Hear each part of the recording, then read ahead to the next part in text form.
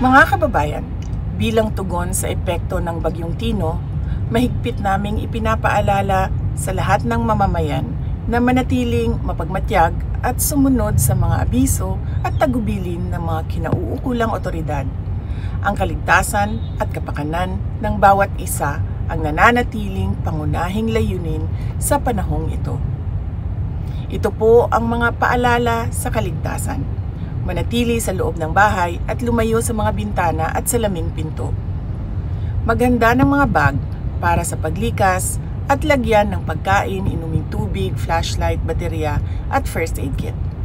Tanggalin sa saksakan ang mga kagamitang dekuryente upang maiwasan ang power surge at posibleng makuryente. Iwasang lumabas o bumiyahe hanggang hindi pa idinideklarang ligtas ng mga otoridad ang ating mga kalsada. Lumipat sa mas mataas na lugar kung kayo ay nakatira sa lugar na madaling bahain. Maging alerto at makinig sa mga balita at abiso ng panahon mula sa Pag-asa. Tumulong sa mga bata, matatanda at mga taong may kapansanan.